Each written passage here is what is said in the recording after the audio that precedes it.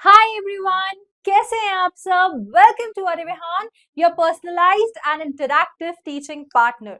और आज हम वापस आए हैं एक सेकंड चांस के साथ। तो हाँ, हमको एमपी बोर्ड ने एक और चांस दिया है कि हमारे से पहले जो भी गलतियां हुई थी या अगर किसी भी कारण से हम पहले नहीं कर पाए तो अब हमारे पास एक सेकंड अटेम्प्ट है। और आज हम स्टार्ट करेंगे हैरिसन फोर्ड के कोट के साथ भी, जो है that every bigger chance is more और लेस अ सेकंड चांस। मतलब हमारे जीवन में हमको जो भी एक बड़ी अपॉर्चुनिटी मिलती है, जो भी अच्छी अपॉर्चुनिटी हमें मिलती है, वो कहीं ना कहीं हमारा एक सेकंड चांस ही होता है। सो विद दैट सेड, चलिए स्टार्ट करते हैं हमारे इंग्लिश के आज के रिवीजन के साथ। तो आज के लेक्चर का जो पर्पस है, हम उसमें चाहते हैं कि हम ये देखें कि हम कैसे ज्यादा से ज्यादा स्कोर कर सकते हैं। 80 मार्क्स में से हम कैसे हमारा स्कोर मैक्सिमाइज कर सकते हैं और हम कैसे ज्यादा से ज्यादा नंबर बटोर सकते हैं ताकि हम अच्छा कर पाए। तो उसके लिए स्टार्ट करते हैं सबसे पहले हमारे पेपर पैटर्न के साथ। तो देखिए, पेपर पैटर्न तो हमारा वैसा ही है जैसे कि पिछली बार था, विच इज कि हमें आएगा सबसे पहले एक सेक्शन ए। सेक्शन ए जो कि होता है हमारा रीडिंग स्किल्स। उसमें हमें देखने को मिलेगा अनसीन पैसेज। ठीक है, अनसीन पैसेज जो कि हमारा 14 मार्क्स का होगा। देखिए बच्चों, समझिए हमारे पास टोटल 80 मार्क्स है। हमारी कोशिश ये है कि 80 मार्क्स में से हम मैक्सिमम स्कोर कर पाए। हम जितने से ज्यादा नंबर हो सकता है वो बटोर पाए। तो हमारे जो आज के लेक्चर का पर्पस है वो हमें कुछ पढ़ना नहीं है, पर हम एक स्ट्रैटेजी बनाना चाहते हैं, हम एक तैयारी करना चाहते हैं कि हम कैसे सबसे ज्यादा मार्क्स आज स्कोर कर सकते हैं। तो जो हमारा फर्स्ट रीडिंग सेक्शन होगा वो दो चीजें आती हैं उसमें, एक होता है अनसीन पैसेज और एक note making plus summary. Summary आजकल यूजुअली नहीं आता है, इसके आने के चांसेस बहुत ज्यादा कम है। जो मेन चीज आती है वो है नोट मेकिंग और टाइटल।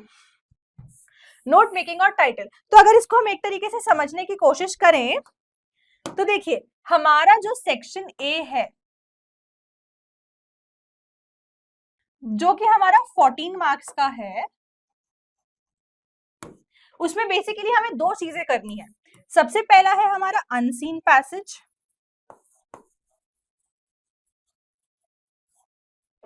और दूसरा आने वाला है हमको नोट मेकिंग और टाइटल। टाइटल मतलब उस सेम नोट्स का वो जो आप पूरा पैसेज बनाएंगे उसको एक टाइटल देने को आएगा। तो अब समझिएगा, ये जो है ये आएगा हमारा 10 मार्क्स का। हमको एक पैसेज दिया होगा, उसके हमको क्वेश्चन आंसर्स, उसमें क्वेश्चंस पूछे होंगे और हमें उसके आंसर्स देने हैं। तो ये आएगा हमारा 10 मार्क्स का। इसको कैसे करना है, इसकी क्या स्ट्रैटेजी है, ये हम आगे देखने ही वाले हैं। और जो नोट मेकिंग है ये आएगा हमारे 1+3 मतलब 4 मार्क्स का। 1+3 क्यों, 1 मार्क का टाइटल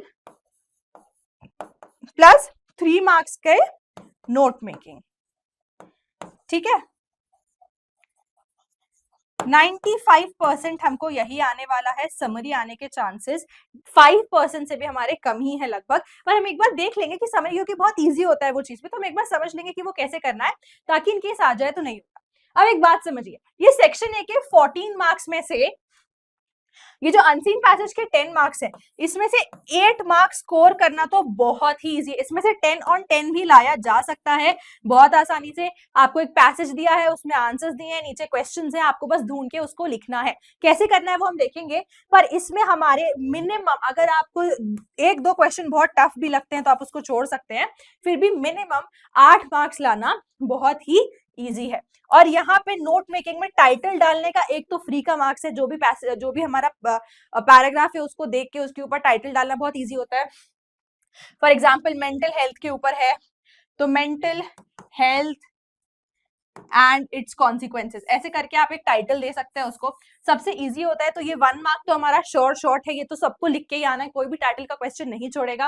प्लस जो नोट मेकिंग है, नोट्स बनाना भी बहुत इजी होता है, तो इसमें भी, और इसका एक कुछ फॉर्मेट होता है, कुछ तरीका होता है, तो कुछ ना कुछ करके हमको इसमें भी मिनिमम 1 मार्क स्कोर करना बहुत इजी है। देखिए, इसके पूरे 4 मार्क्स बहुत इजीली लाए जा सकते हैं, पर हमें यहाँ पे कोशिश करनी है कि हमें 4 में से 2 मार्क्स तो पक्का आ ही जाए। 8 यहाँ पे, 2 यहाँ पे, तो हमें टोटल 14 में से 10 मार्क्स लाना बहुत ही इजी है। पूरा 14 भी लाया जा सकता है, बट 10 मार्क्स हमें लाना है। अगर हमारे 10 मार्क्स सेक्शन 1A में हो जाएंगे तो हमारे लिए आगे की चीजें बहुत इजी हो जाएंगे। तो चलिए ये हमारा हो गया है। तो अब हम देखते हैं हमारा राइटिंग स्किल्स का। वापस आते हैं यहाँ पे, तो हमारा सेक्शन बी है राइटिंग। अब देखिए राइटिंग में हमारे टोटल है 12 मार्क्स। चलिए इसको भी समझते हैं कि क्या है। इसमें हमको notice, advertisement, poster, letter, paragraph, article, speech, debate, ये सब आने वाला है। ये सब आपके लिए दिया गया है, आप इसका स्क्रीनशॉट ले लीजिए ताकि आप अच्छे से प्रैक्टिस कर पाए। तो चलिए अब इसको भी हम समझते हैं कि कैसा रहेगा ये हमारा सेक्शन ए। जैसा जिनमें जैसे हमने एक मिनिमम मार्क्स निकाले, हम हर सेक्शन में हमारे एक मिनिमम मार्क्स निकालेंगे। तो अब आते हैं हम सेक्शन बी पे, जो कि है हमारा राइटिंग स्किल्स।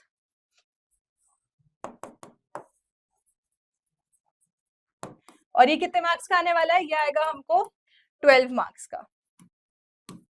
तो एक बात समझिए, राइटिंग स्किल्स में हमको 3 क्वेश्चंस आने वाले हैं। तो जो हमारा क्वेश्चन नंबर 1 होता है वो रहेगा हमारा क्या कहते हैं, शॉर्ट राइटिंग।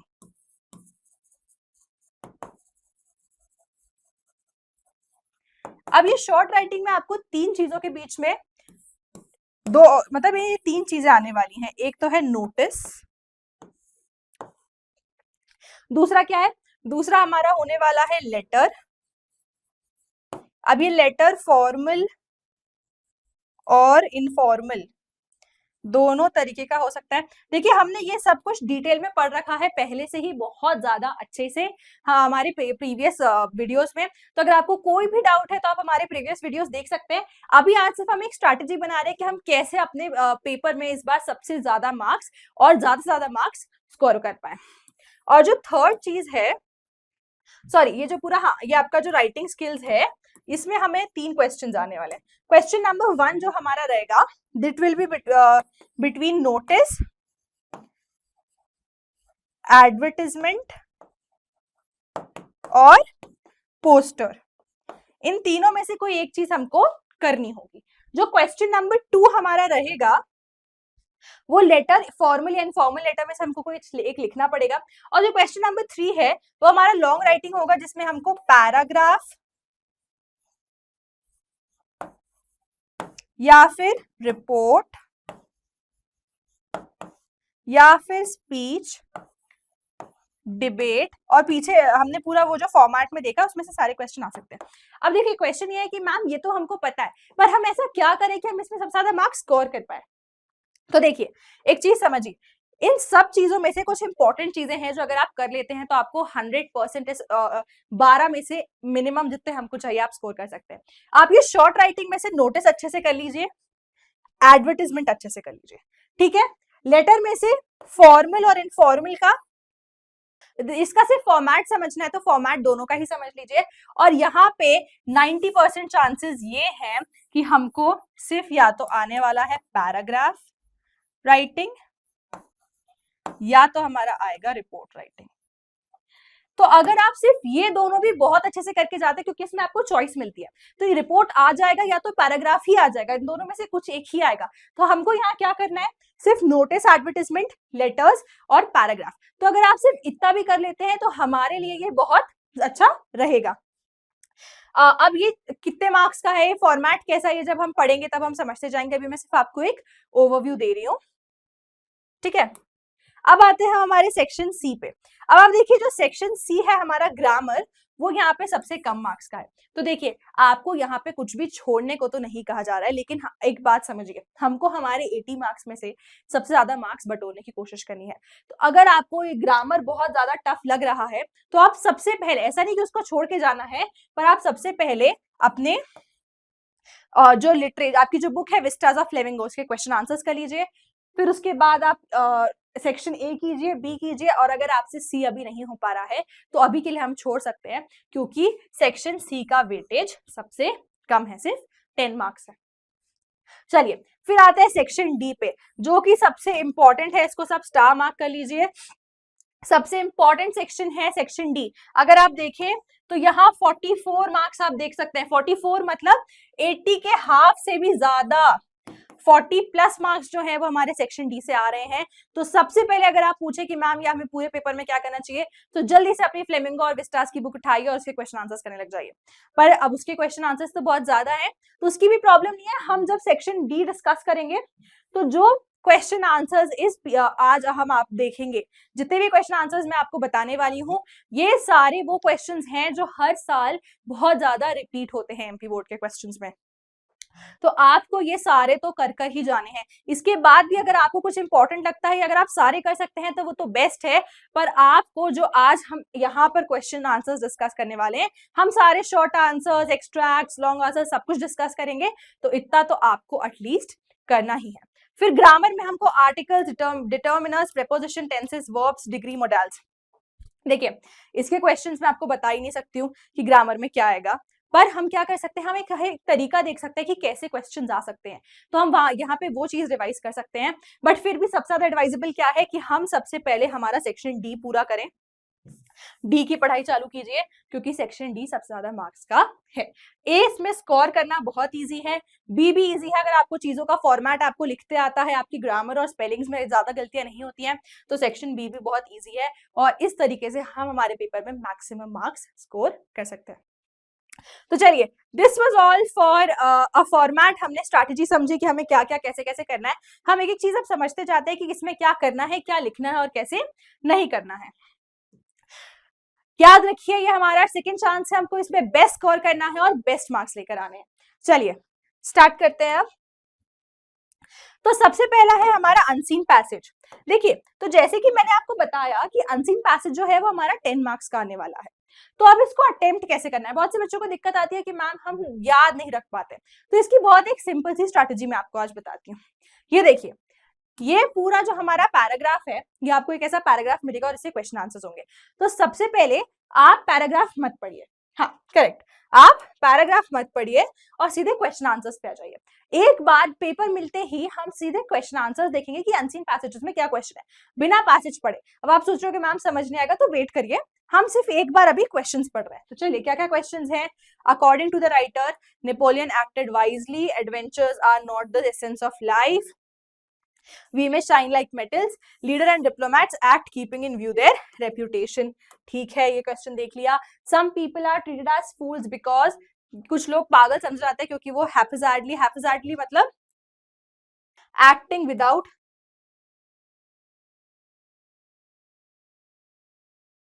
thinking,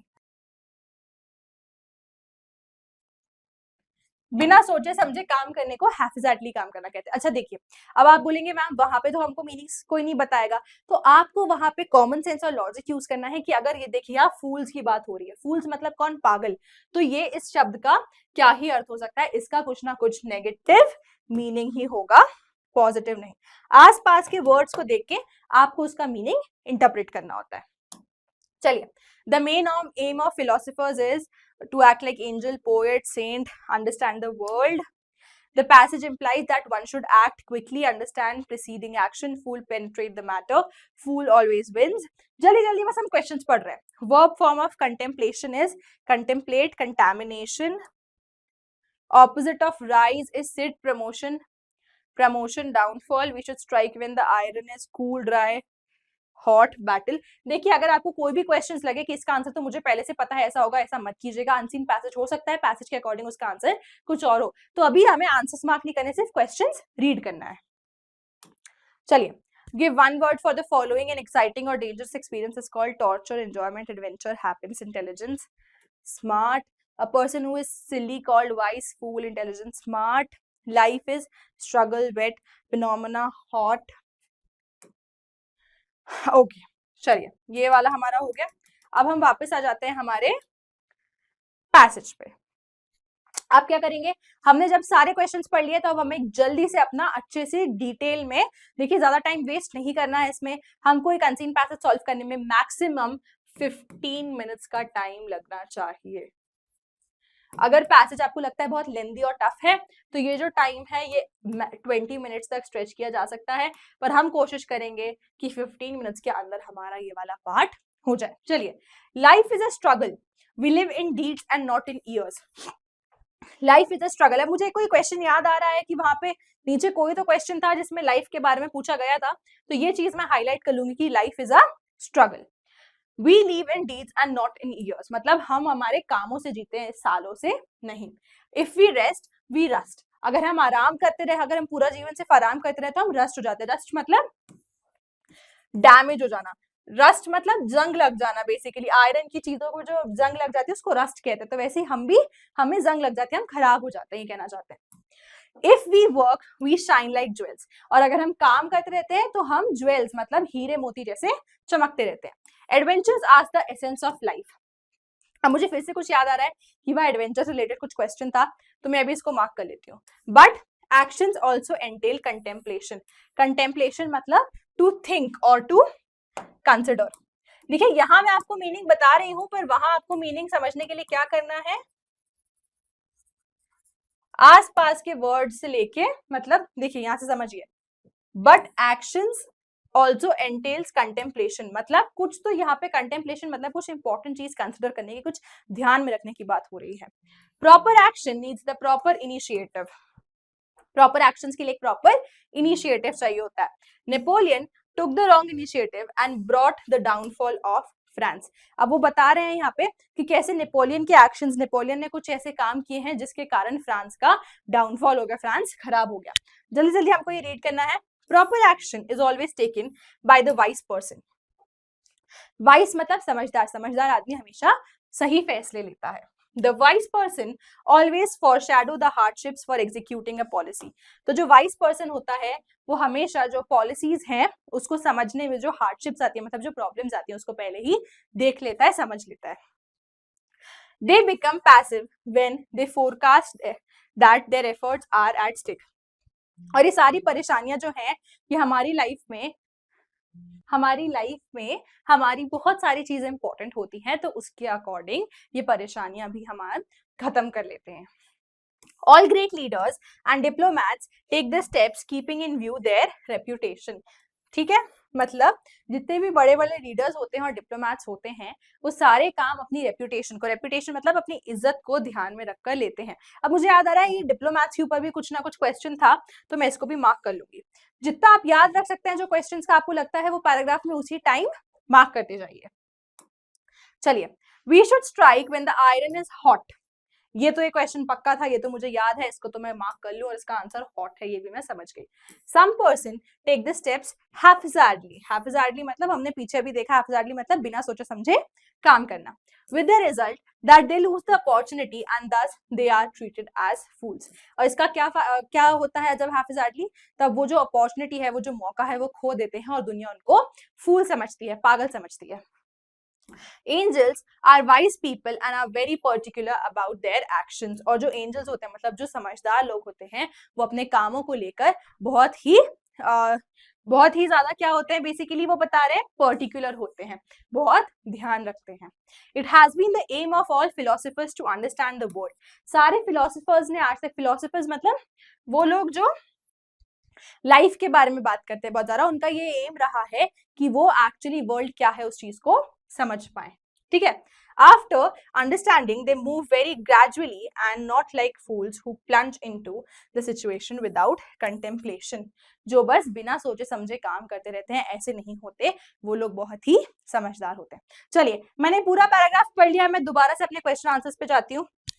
अब देखिए, अब आपको इस स्टेज तक कम से कम नहीं तो 70% क्वेश्चंस के आंसर्स कहाँ हैं और क्या हैं, आपको कुछ ना कुछ आइडिया समझ आ गया होगा। बाकी के जो 30% है, तो सबसे पहले हम क्या करेंगे, ये जो 70% है इनके आंसर्स मार्क कर लेंगे, और बाकी के 30% का हम दोबारा पैसेज में जाएंगे, जल्दी से ढूंढेंगे और मार्क करेंगे। पर ये दोबारा 30% सॉल्व करने के चक्कर में आप अपना टाइम मैनेजमेंट मत भूलिएगा। हमारे पास टाइम स्ट्रिक्ट है, इंग्लिश का पेपर थोड़ा लेंथी होता है, तो हमको हमारे टाइम का बहुत ज्यादा ध्यान रखना है। ठीक है, ये 30% के चक्कर में हम हमारे आगे के जो सेक्शन डी है स्पेशली उसको लूज नहीं करेंगे, क्योंकि हमें उसमें बहुत टाइम लगने वाला है। चलिए, according to the writer Napoleon acted wisely, नहीं तो उसने नेपोलियन ने तो डाउनफॉल आया था ऐसी बात करी थी। Adventures are not the essence of life, ऐसा भी नहीं बोला उसने, एडवेंचर्स को तो अच्छा बताया था। वी में शाइन लाइक मेटल्स, मेटल्स नहीं पर उसने बोला था वी में शाइन लाइक ज्वेल्स। तो ये तो डेफिनेटली गलत है। Leaders and diplomats act keeping in view their reputation, ऐसी सेम लाइन मेरे पैसेज में भी थी, तो मैं इसको जल्दी से सही मार्क करूंगी और आगे बढ़ जाऊंगी। Some people are treated as fools because, उनको बेवकूफ क्यों समझते थे? They act haphazardly. अब मुझे यहाँ पहली ही लाइन सही दिख गई है, क्योंकि मुझे ऐसी सेम लाइन पैसेज में भी दिखी थी और पैसेज यही कहना चाहता था। फिर भी मैं सारे ऑप्शंस एक बार देखूंगी कि कहीं ऐसा ना हो कि इससे भी अच्छा कोई ऑप्शन अवेलेबल है। ये गलती हम नहीं करेंगे, क्योंकि हमें याद रखिए मैक्सिमम मार्क्स स्कोर करने हैं। दे आर लाइक फिलोसफर्स, ये गलत है। They strike when the iron is hot, fools के बारे में बात नहीं हुई है। अभी देखिए कुछ बच्चे कंफ्यूज हो सकते हैं कि हमने ऐसी सेम लाइन भी हमारे पैसेज में देखी है, तो ये सही आंसर है, पर ऐसा करना बिल्कुल गलत होगा। क्यों? क्योंकि यहाँ पे किसकी बात हो रही है? फूल्स की, और फूल्स ऐसा नहीं करते। दे ऑलवेज फॉरशैडो द हार्डशिप्स, ये लोग ये सारे काम, ये सब चीजें किसकी हैं? ये तीनों ऑप्शंस किसकी बात कर रहे हैं? वाइज लोगों की, समझदार लोगों की। और हमारा क्वेश्चन किसके ऊपर है? फूल्स के ऊपर, इसलिए ये गलती हमें नहीं करना है। फूल्स के क्वेश्चन में फूल बन के नहीं आएंगे। चलिए, the aim of philosopher is to act like angels, to act like poet, to act like saint, to understand the world. क्या बोला उन्होंने? फिलोसफर्स क्या चाहते हैं? दुनिया को समझना। ऐसी एग्जैक्ट लाइन मेरे पैसेज में है, मैं ध्यान से पढ़ूंगी तो मुझे समझ आ जाएगा, इसलिए ये हम कर लेंगे। चलिए, the passage implies that one should act quickly, ऐसा तो मुझे कुछ याद नहीं है। Understanding the should precede actions, fool penetrate the matters, fool always wins, ये ऑप्शन तो बिल्कुल गलत है। ये ऑप्शन भी गलत है, हैफिजार्डी काम करने के लिए मना किया गया है। फूल पेनिट्रेट द मैटर, ये भी गलत है। क्या सही हो सकता है? सिर्फ अंडरस्टैंडिंग शुड प्रीसीड एक्शंस। देखिए, जब आपको समझना आए कि इसमें से क्या है, एग्जैक्टली कुछ ऐसा नहीं दिखता, तो हम क्या करेंगे, एक टेक्निक होती है जिसको बोलते हैं हम एलिमिनेशन।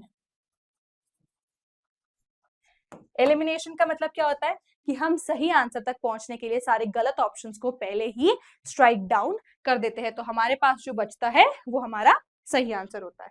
चलिए, ऑपोजिट ऑफ राइज इज, अब देखिए ये ऐसी चीजें हैं जो आपको पैसेज में नहीं मिलेंगे, आपको खुद का दिमाग लगाना है। राइज का मतलब क्या होता है? Sun rises in the east, sun उधर से उठता है, उगता है, बाहर कहां से आता है, उसको हम बोलते हैं राइज। तो राइज का ऑपोजिशन क्या हो, क्या ऑपोजिट मतलब उल्टा क्या हो सकता है? सिट, ये तो सही लग रहा है। उठना और सिट मतलब एक जगह रहना, बैठना, स्टिल रहना, ये हो सकता है। और देखती हूँ, प्रमोशन, प्रमोशन, डाउनफॉल, डाउनफॉल हो सकता है क्या? एग्जैक्टली, राइज का उल्टा क्या हो सकता है?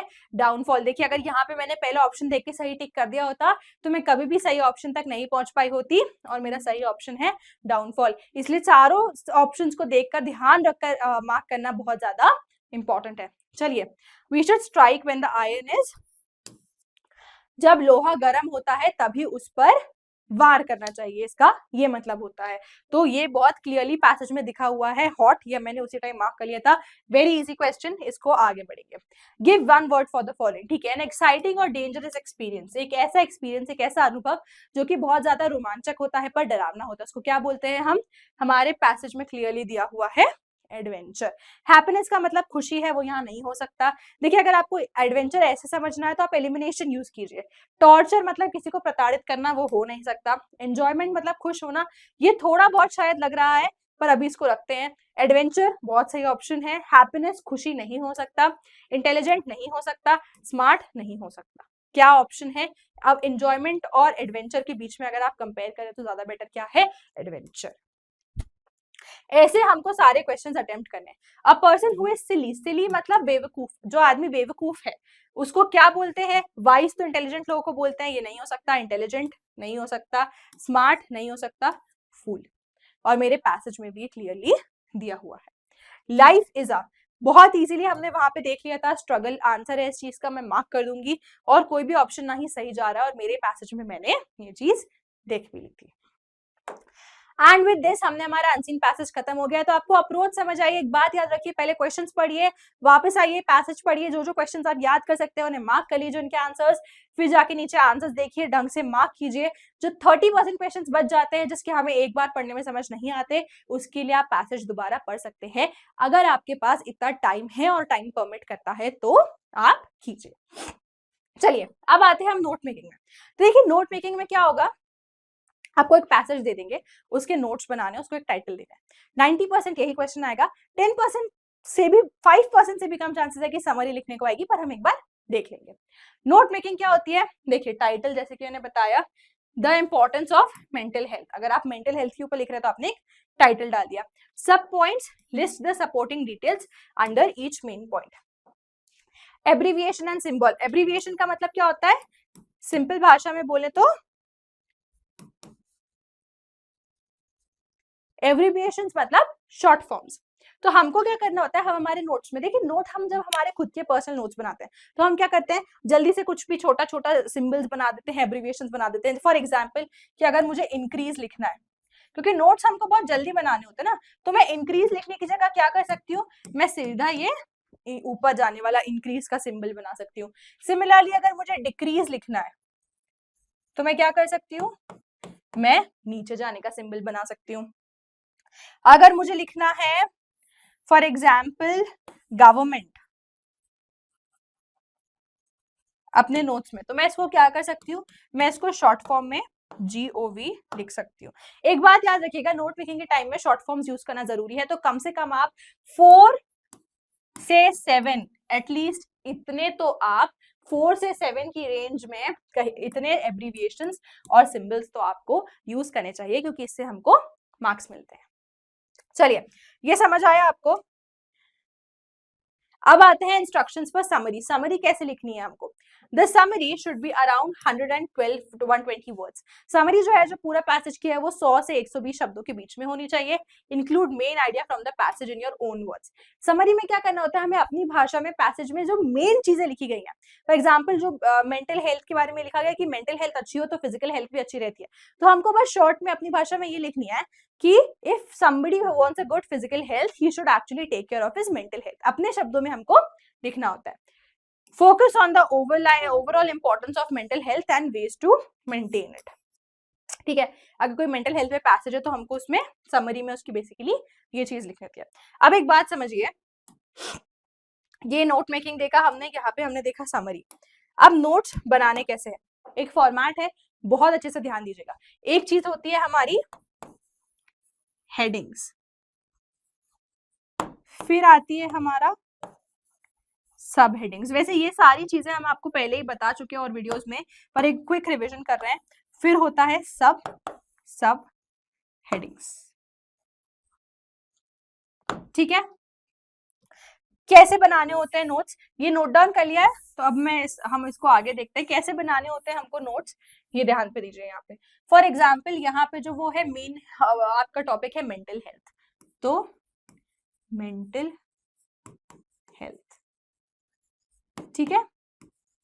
अब इसको आप नाम दे दीजिए पॉइंट नंबर 1। अब इसके नीचे अगर कुछ लिखना है तो मैं कैसे लिखूंगी, सिर्फ एक लाइन, एक लाइन लिखी जाती है, मेंटल हेल्थ इंपॉर्टेंस 1.1, ऐसे ही लिखना है। ध्यान से देखिए इसको, 1 उसके यहाँ पे ये जो लेफ्ट मार्जिन है यहाँ से शुरू करेंगे तो हल्का सा थोड़ी सी स्पेस छोड़ के 1.1, फिर सिमिलरली और कोई पॉइंट है तो 1.2 1.3 ऐसे लिखना है। ठीक है, फिर कोई एक नया टोटल न्यू पॉइंट चालू करना है। ठीक है, impacts for example.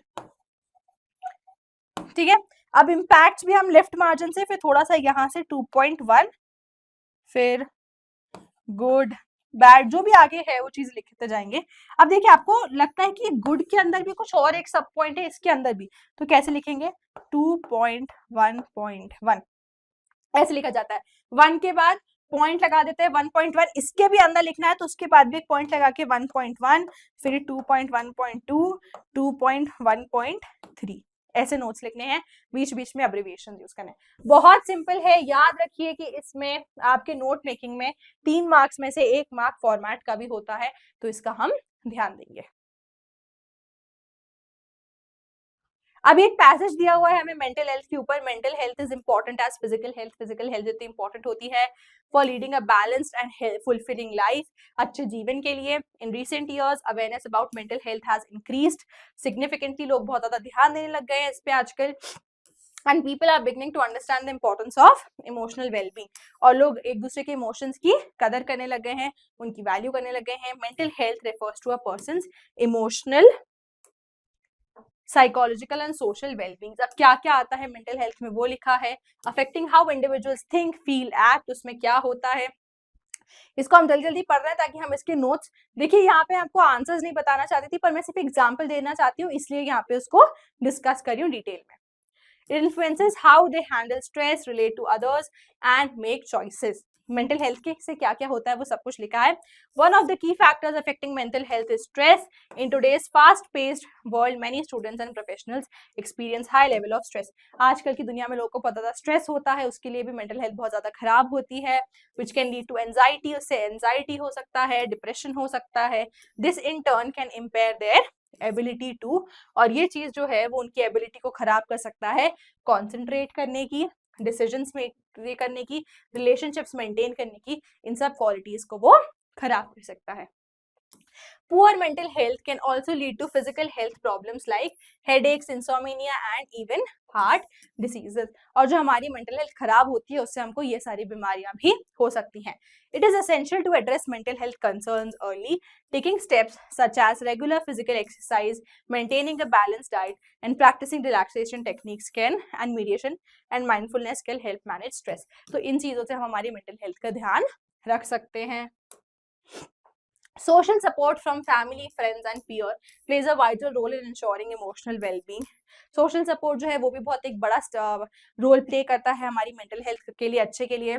In addition seeking professional help when needed is crucial. जब आपको लगे कि आप किसी हमको बाहर प्रोफेशनल इंसान की, कोई तजुर्बे वाले इंसान की जरूरत है तो हम उनके पास भी जा सकते हैं।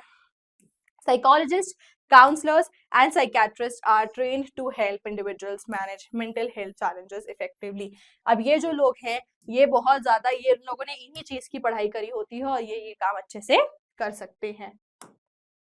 In schools and workplaces, it is important to create a supportive environment where individuals feel comfortable discussing mental health issues without fear of stigma or discrimination. मतलब हमें एक ऐसी स्कूल्स और ऐसा एनवायरनमेंट रखना चाहिए, ऐसा माहौल रखना चाहिए कि अगर कोई भी किसी परेशानी से जूझ रहा है तो वो हमें आकर बता पाए।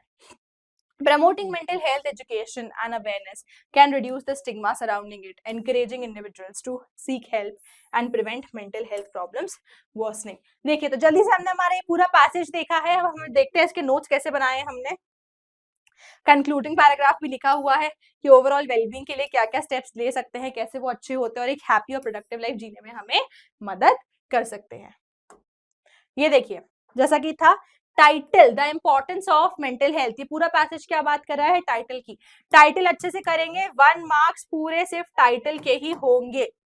इंट्रोडक्शन टू मेंटल हेल्थ, देखिए फर्स्ट पॉइंट हमने बनाया इंट्रोडक्शन टू मेंटल हेल्थ, उसमें हमने ये 1.1 ये बात करी, ठीक है, समझ आया।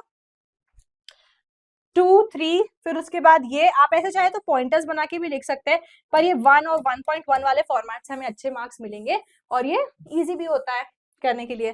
देखिए इम्पैक्ट क्या है, फिर हमने वो सब लिखा, स्टेप्स क्या है, फिर हमने उनके नोट्स बनाए,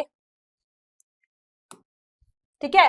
क्रिएटिंग सपोर्टिव एनवायरनमेंट, ये सब क्या है, कैसा है, ये सब हमने किया। इसमें बीच बीच में आप कुछ भी अब्रिविएशन, आप जैसे डिस्कशन है, इतना बड़ा वर्ड लिखने की जगह मैं इसको डिस्कशन ऐसे एक DIC डॉट बना दूं, पर लास्ट में याद रखिएगा नोट्स बनाने के लास्ट में आपको एक अब्रिविएशन टेबल बनानी है, क्योंकि सामने वाले चेक करने वाले को कैसे पता कि आपने क्या लिखा है। अब्रिविएशन टेबल में हमें यहाँ पे शॉर्ट फॉर्म्स या यहाँ पे सीधे अब्रिविएशंस लिख दीजिएगा एक, ठीक है, अब्रिविएशंस और देयर मीनिंग। फिर यहाँ आप सब कुछ लिख दीजिए कि ये साइन का मतलब है इंक्रीज, DICS का मतलब है डिस्कशन, और ऐसा जो भी आपने कुछ किया है वो सब आप यहाँ पर लिख दीजिएगा। समझ आया? ऐसे आपको अपना नोट मेकिंग करना है। याद रखिए मैंने पहले भी आपको बताया था, समरी भी सेम चीज है। समरी में बस हमको छोटे में अपनी भाषा में उसको लिख देना है, समरी कम आने के चांसेस हैं, नोट मेकिंग और टाइटल ही आएगा, ठीक है। चलिए ये हमारा हो गया है। अब जैसे कि मैंने आपको पहले भी बोला था 14 में से रीडिंग सेक्शन सबसे, देखिए एक तो इजी होता है सेक्शन, ये जो रीडिंग पार्ट है हमारा वो सबसे इजी होता है।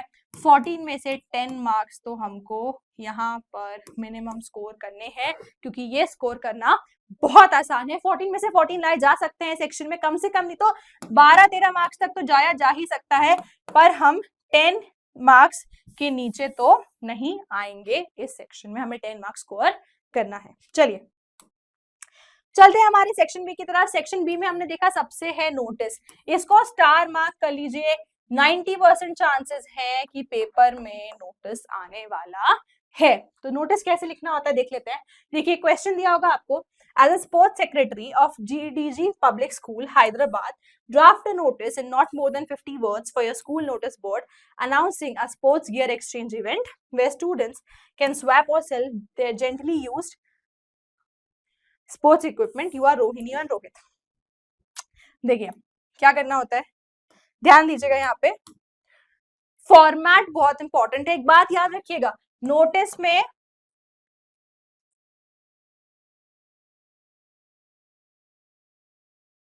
जी, चलिए फॉर्मेट जो है वो हमारा 1 मार्क्स का है, कंटेंट जो है वो हमारा 1 मार्क्स 2 मार्क्स का है, सॉरी,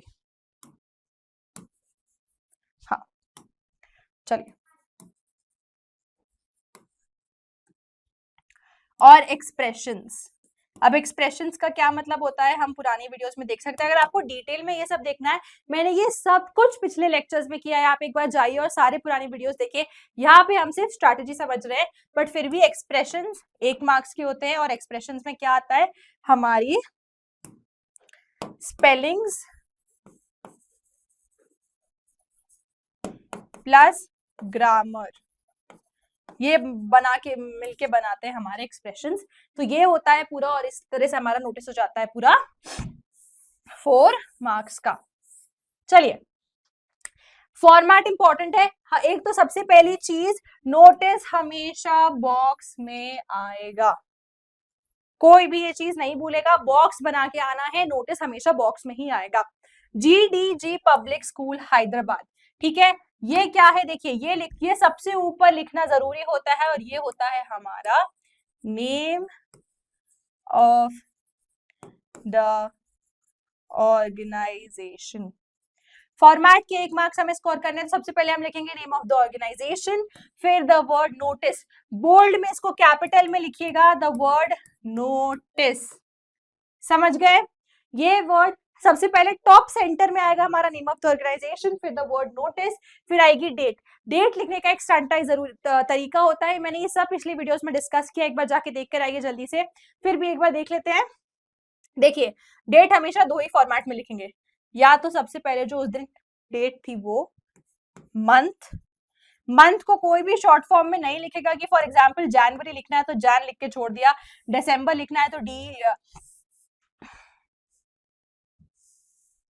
DES लिख के छोड़ दिया, ऐसे कोई भी नहीं करेगा, हमको पूरा लिखकर आना होता है वर्ड्स में।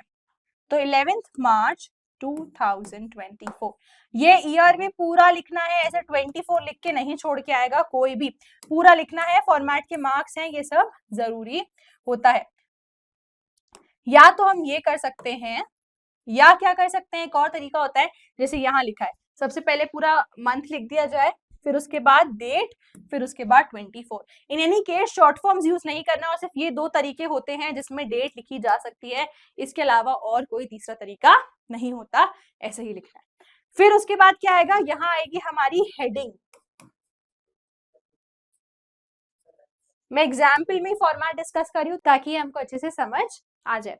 चलिए यहाँ पे ये हेडिंग लिखनी है, फिर उसके बाद जो हमारी मेन बॉडी है जिसको हम बोलेंगे हमारा कंटेंट, ये आपको मेन कंटेंट लिखना है, इसमें ज्यादा कुछ नहीं लिखना है, डेट, टाइम, क्या, कैसे, कब। देखिए इस चीज के लिए एक चीज याद रखिए, व्हाई, व्हाट, वेयर, व्हेन, ये 4 चीजों के आंसर आपको लिखने होते हैं। हमारे जो 4 W's हैं आपको ये सेटिस्फाई करने होते हैं अपने कंटेंट में। आपका जो कंटेंट है वो 50 वर्ड्स से ज्यादा नहीं होना चाहिए, कैसे भी 50 वर्ड्स मतलब 3-4 लाइन से ज्यादा नहीं होना चाहिए। लास्ट में हम हमारा नेम लिखते हैं, ये यूजुअली क्वेश्चन में गिवन रहता है और उसके नीचे designation head girl head boy अगर कुछ दिया है तो ऐसा लिख देते हैं, वरना छोड़ देते हैं। ये हमारा फॉर्मेट, कंटेंट और ये सारे एक्सप्रेशंस का मिला के 4 मार्क्स होता है। बहुत इजी है स्कोर करना, इसको अच्छे से समझ लीजिए ताकि एग्जाम में हमसे कोई भी गलती ना हो। नोटिस एक बहुत ही इंपॉर्टेंट क्वेश्चन है, ये आता ही है। चलिए आगे चलते हैं एडवर्टीजमेंट पे। एडवर्टीजमेंट में हमको क्या करना होता है? एडवर्टीजमेंट में हमको ये चीज देखनी होती है कि आखिर कैसे हम किसी चीज को एडवर्टाइज कर सकते हैं, पर उससे पहले हम ये समझेंगे कि एक्चुअली हमको उसमें करना क्या होता है। तो देखिए एडवर्टीजमेंट में बस एक हेडिंग होती है। एडवर्टीजमेंट का फॉर्मेट, बॉक्स बनाना बहुत इंपॉर्टेंट है, चाहे पोस्टर हो, चाहे एडवर्टीजमेंट हो, चाहे नोटिस हो, बॉक्स बना के आइएगा। एक बॉक्स बनाएंगे हम, उसमें मेन हेडिंग लिखेंगे और सीधे कंटेंट लिख देंगे। बस 2 ही चीजें हैं इसमें, लेकिन एक चीज का याद रखना है कि हेडिंग जो है वो हमारे सब्जेक्ट के अकॉर्डिंग होनी चाहिए। फॉर एग्जाम्पल अगर हमको रेंट पे चाहिए तो रेंट पे देना है तो टू लेट, रेंट पे ऐसे लिखा जाता है। देखिए ये हेडिंग्स क्या होती है, मैंने पिछली वीडियोस में अच्छे से डिस्कस किया है, एक बार जल्दी से वो वीडियोस आप देख सकते हैं, बट एक बार शॉर्ट में अगर डिस्कस करना है तो हम जल्दी जल्दी मेन चीज कर सकते हैं। देखिए कुछ गुम गया या खो गया है तो हम उसमें डालते हैं हेडिंग लॉस्ट एंड फाउंड, ठीक है। कुछ रेंट पे देना है तो टू लेट, सेल पे देना है तो सिंपल सेल, ये हेडिंग होगी। आप एम्प्लॉयर है, आपको किसी के आपके ऑफिस में कोई जगह खाली है तो आप लिखेंगे सिचुएशन वेकेंट।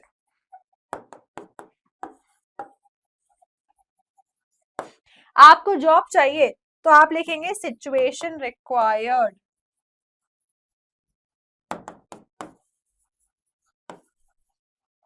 ये सारे सबसे इंपॉर्टेंट और थोड़े कंफ्यूजिंग टाइटल्स है तो ये मैंने आपको बता दिए हैं। ये टाइटल लिखना होता है और फिर सीधे कंटेंट लिखना होता है, ठीक है। अब देखिए अब आते हैं एडवर्टाइजमेंट पे। एडवर्टाइजमेंट में क्या रहता है, एक सेम क्वेश्चन दिया रहेगा, मैंने अभी आपको वो बताया फॉर्मेट कैसे करना होता है। तो चलिए इसका जल्दी से देखते हैं।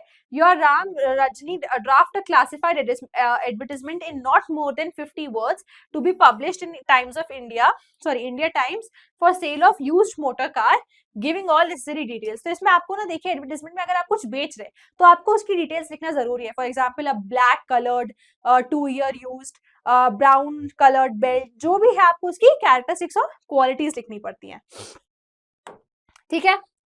ये देखिए ये है जैसे कि हमारा ये क्वेश्चन का एडवर्टाइजमेंट। बॉक्स बनाना बहुत जरूरी है, फॉर्मेट के मार्क्स में आता है। हेडिंग फॉर सेल क्या है हमारी हेडिंग, ये हमारा कंटेंट। बस एक चीज याद रखिएगा कि इसमें अपनी डिटेल्स, अपनी कॉन्टैक्ट डिटेल्स अगर क्वेश्चन में नहीं लिखी है तो अपने मन से लिखना बहुत ज्यादा जरूरी होता है। 50 वर्ड्स में से लिखना होता है। Available black Maruti Swift Dzire, model year, scratched with scratchless with stereo and perfectly working air conditioner, जो भी आपको इन्फॉर्मेशन लिखनी होती है और ऐसे बन जाता है हमारा एडवर्टाइजमेंट। सेम रहता है एडवर्टाइजमेंट में भी, फॉर्मेट का 1 मार्क्स, कंटेंट के 2 मार्क्स, एक्सप्रेशन का 1 मार्क्स, टोटल 4 मार्क्स। चलिए पोस्टर आते हैं। पोस्टर एक हम एक डिजाइन, हम किसी भी चीज के बारे में जब अवेयरनेस स्प्रेड करना चाहते हैं और हम उसको पेंटिंग्स उसमें ड्राइंग्स यूज करते हैं और इन्फॉर्मेशन भी देते हैं, उसको हम पोस्टर बोलते हैं। देखते हैं हमारा पोस्टर में क्या होता है। ये 3 शॉर्ट राइटिंग की तीनों चीजों में याद रखना कि बॉक्स बनाना बहुत इंपॉर्टेंट है, बॉक्स बनाकर आना है। Design a poster to raise awareness about harmful effects of pollution on environment and health, highlight the importance of reducing pollution and suggest ways to minimise it, use impactful images and catchy slogans to motivate people to take actions and protect the planet। देखिए poster बहुत easy रहता है, ठीक है। एक आराम से कुछ लिखना है तो ऐसे क्लाउड बना के लिख सकते हो आप, है ना, या फिर ऐसा फिगर, ऐसे ड्राइंग्स बना सकते हो, एरोज बना सकते हो। तो ये सारी चीजें हमको यूज करनी होती है। आइए इसका एक एग्जाम्पल देख लेते हैं जल्दी से। ये देखिए दिख रहा है आपको कैसे बनाने, ट्री बना दिया है बीच में, ठीक है, यहाँ ट्री बना दिया है हमने। फिर उसके बाद ऐसे बॉक्सेस बना बना के हमने उसके बेनिफिट्स लिखे हैं। इशूड बाय, इसके नीचे इशूइंग अथॉरिटी का नेम लिख दीजिएगा अगर कोई स्पेसिफिकली दी हुई है तो, ठीक है। हेडिंग, ऐसे। इसका कोई फॉर्मेट नहीं होता, आप कहीं भी कुछ भी लिख सकते हैं, बस कोशिश कीजिए कि बहुत नीट एंड क्लीन लिखे और सुंदर देखिए, कलर्स लेके जाइए एग्जाम में अगर आप पोस्टर बनाने की सोच रहे हैं तो। चलिए अब आते हैं हमारे लेटर पे। दो तरह के लेटर होते हैं, फॉर्मल लेटर और इनफॉर्मल लेटर। फॉर्मल मतलब औपचारिक, आप किसी बड़े इंसान को लिख रहे हैं तो उसको हम बहुत ही फॉर्मल और बहुत ही सभ्य भाषा में लिखेंगे। इनफॉर्मल लेटर हम अपने दोस्तों को या किसी को लिख रहे हैं तो हम वो थोड़ा नॉर्मल टोन में लिख सकते हैं। अब देखिए, you are Priya Singh studying in class 12th in government girls higher secondary school Indore, write an application for sick leave for 4 days। आपको सिक लीव के लिए एप्लीकेशन लिखनी है। लेटर का फॉर्मेट देखिए, again format 1 marks, content 2 marks,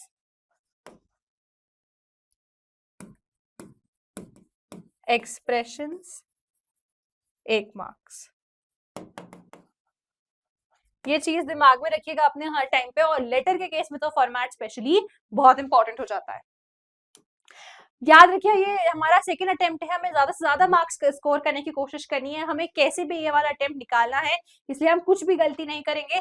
देखिए ये लेफ्ट मार्जिन होगा आपकी कॉपी का, बिल्कुल लेफ्ट से स्टार्ट करेंगे। सबसे पहले क्या, आप अपना योर नेम पहले रहने दे सकते हैं अगर आप चाहें तो, फिर आप क्या लिखेंगे, एड्रेस। देखिए यहां आता है सेंडर्स एड्रेस, ये एड्रेस किसकी बात हो रही है, सेंडर्स, जिसने भेजा है, ठीक है। फिर उसके बाद डेट, एक लाइन छोड़ के डेट, फिर उसके बाद रिसीवर्स एड्रेस। ये सब मैं पिछली वीडियोस में बता चुकी हूं, रिसीवर्स एड्रेस। फिर उसके बाद क्या लिखते हैं हम, ये देखिए, फिर हमारी आएगा सब्जेक्ट। सब्जेक्ट मतलब क्या, सब्जेक्ट मतलब हम 2 लाइनों में बताते हैं कि हमने ये लेटर क्यों लिखा है, ये चीज क्यों लिखी है। तो हमारा सब्जेक्ट यहाँ क्या है, एप्लीकेशन फॉर लीव, ठीक है। ये फॉर्मेट ध्यान रखिए, फॉर्मेट ऐसा ही होना चाहिए, फॉर्मेट के साथ गड़बड़ नहीं कर सकते। फिर उसके बाद कंटेंट। अब कंटेंट में हम इसको 3 पैराग्राफ में कर सकते हैं। Para 1 will be about introduction, second will talk about main body, third conclusion, और फिर लास्ट में sincerely yours thankfully, closing line, your name and designation. लिख देती हूँ, नेम एंड डेजिग्नेशन। समझा, लेटर का ये फॉर्मेट है, हमको इसी फॉर्मेट में लेटर लिखना है और ऐसे ही पूरा लेटर लिखना होता है। चलिए आगे देखते हैं। फिर आता है हमारा इनफॉर्मल लेटर। इनफॉर्मल लेटर जब हमारे दोस्तों को या रिलेटिव्स को लिख रहे होते हैं, इसमें फॉर्मेट इतना ज्यादा इंपॉर्टेंट नहीं होता है, इसमें फॉर्मेट पे नहीं, और ये लेटर थोड़ा लंबा हो सकता है।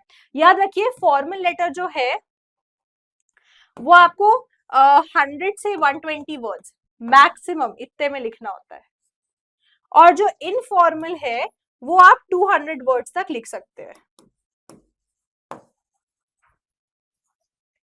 समझिए बात, इनफॉर्मल लेटर आप 200 वर्ड्स तक लिख सकते हैं। तो ये देखिए क्या है, you are Anil Gupta residing at 182 Vasunagar Baranagar, write a letter to your friend inviting him to your birthday party. अपने दोस्त को इनवाइट करने के लिए लेटर लिखना है।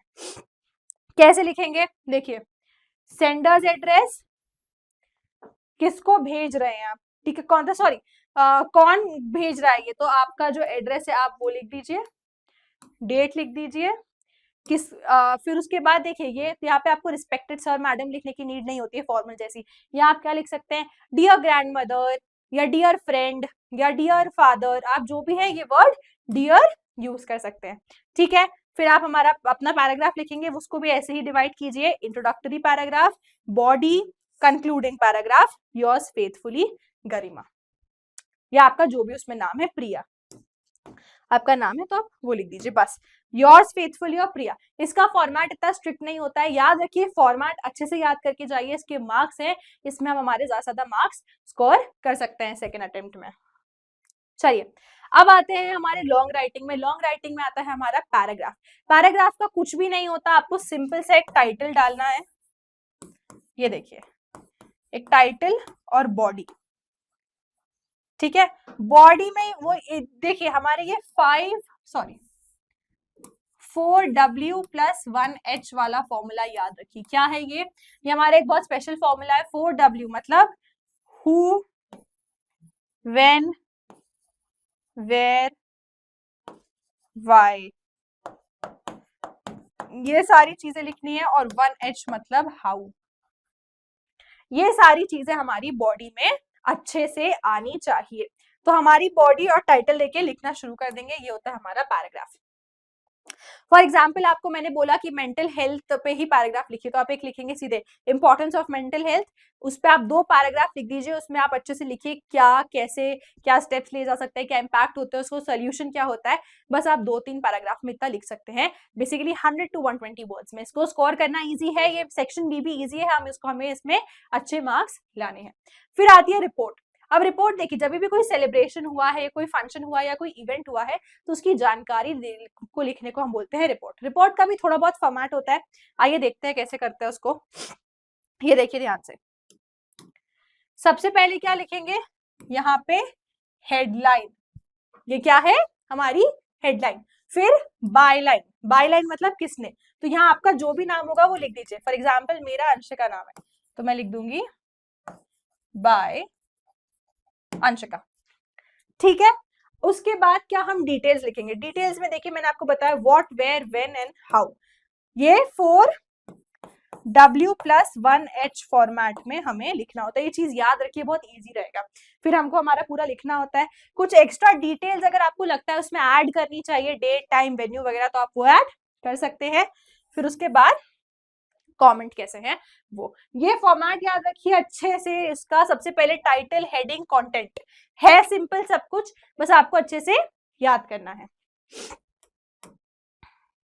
चलिए, तो जैसे कि मैंने आपको बोला था कि हम रिपोर्ट और पैराग्राफ ही देखेंगे ज्यादा से ज्यादा। क्यों, क्योंकि 90% चांसेस, इंडीड 95% चांसेस हैं कि इन दोनों में से कुछ एक तो आएगा ही आएगा। इसलिए आप सिर्फ रिपोर्ट और पैराग्राफ अच्छे से कर लीजिए। याद रखिए हम यहाँ पे मैक्सिमम मार्क्स स्कोर करने की कोशिश कर रहे हैं, हमें इस बार अच्छा करना है, हम सिर्फ वही चीजें देख रहे हैं। चलिए, अब आते हैं ग्रामर पे। ग्रामर बच्चों मैंने जैसे पहले भी बोला कि 10 मार्क्स का आ रहा है, सबसे कम वेटेज वाला सेक्शन है।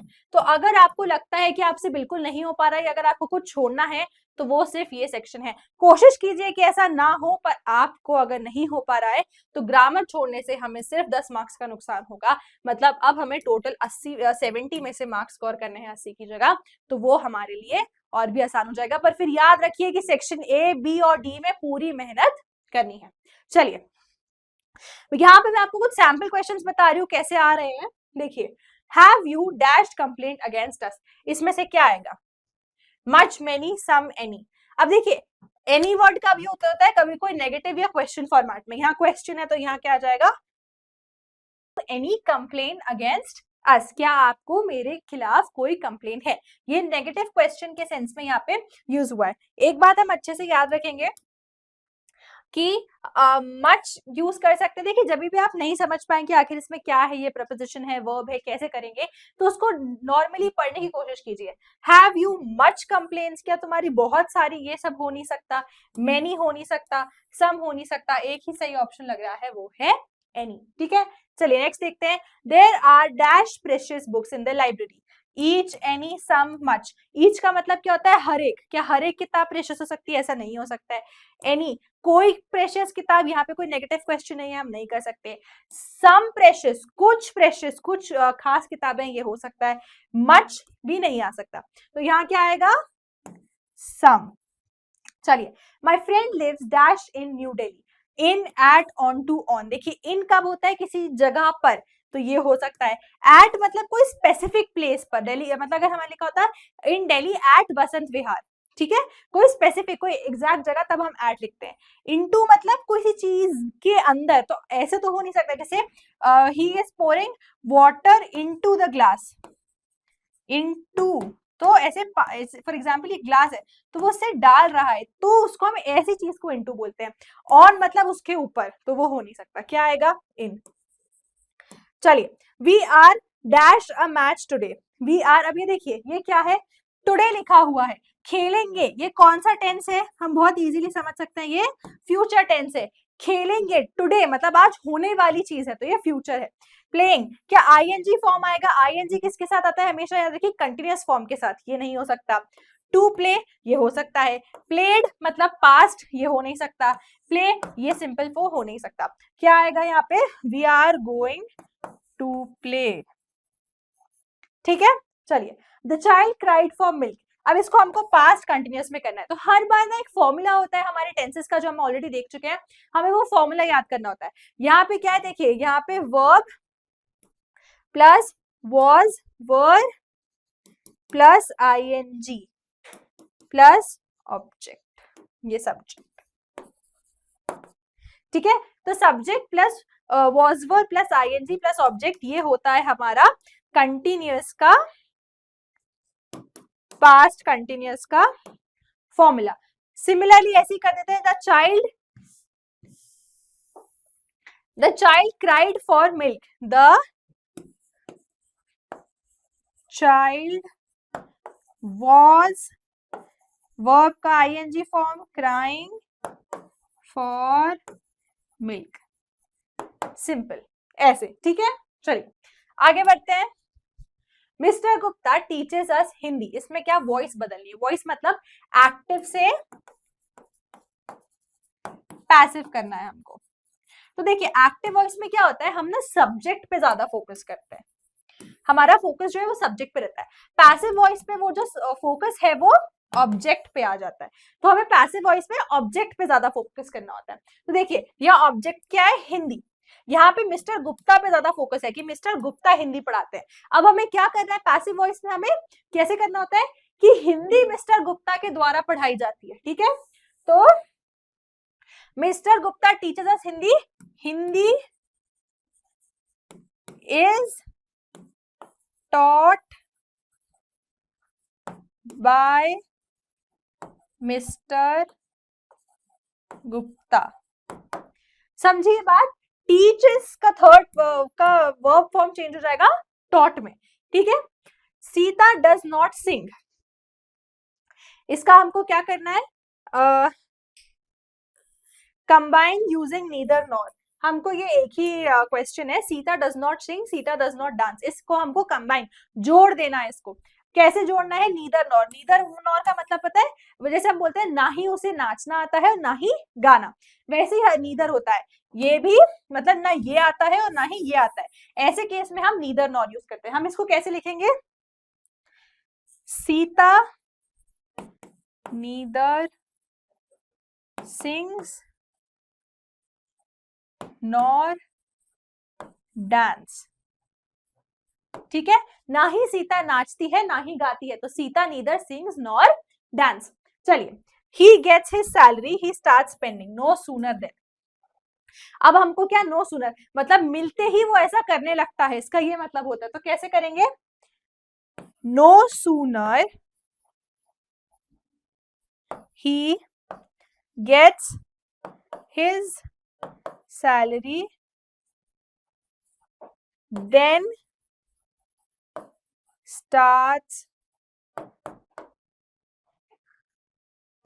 spending, या ही लिखना भूल गई हूं मैं, ये ही लिख लीजिएगा, then he starts spending, no sooner he gets his salary then he starts spending, मतलब उसको सैलरी मिलते ही वो खर्च करना चालू कर देता है। His brother is very studious, he rarely gets time for entertainment, so that के साथ ये स्टेटमेंट हमको रीराइट करना है। ठीक है, तो चलिए यहाँ पे लिखते हैं, his brother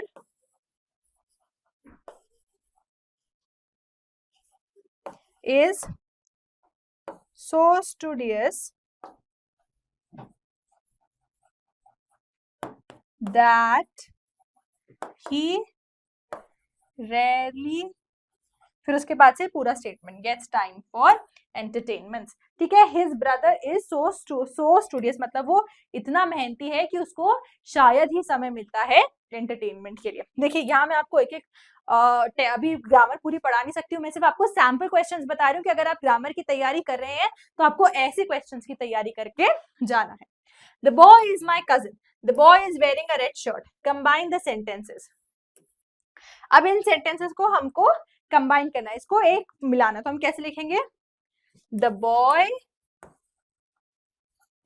who is wearing red shirt is my cousin. वो लाल शर्ट वाला लड़का मेरा cousin है.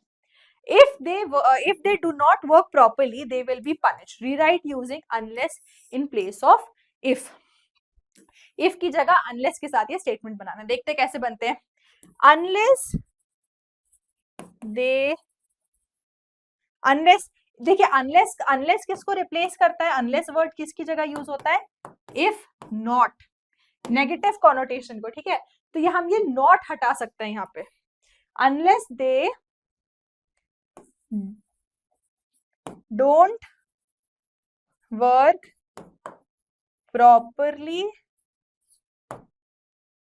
सॉरी हमने अभी बात की ना, हम यहाँ से नॉट हटा सकते हैं, तो ये डोंट हट जाएगा. unless they work properly, they will be punished.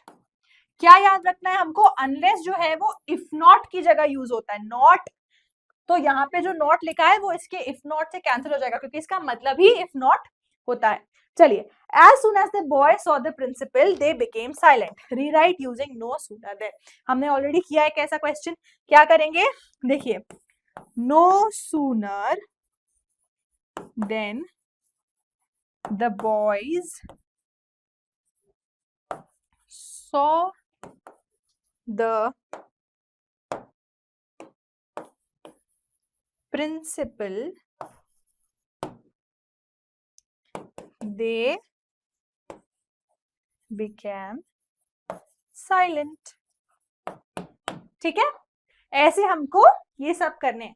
ये ऐसे ही तरह के क्वेश्चंस आने वाले हैं. अगर आप ये सारी चीजें जब जो टॉपिक से वो पढ़ ले, उसके बाद इसी फॉर्मेट में उनकी तैयारी हमको करनी है. तो इसके साथ हमारा ग्रामर भी पूरा हो जाएगा. देख लेते हैं लास्ट क्वेश्चन क्या है.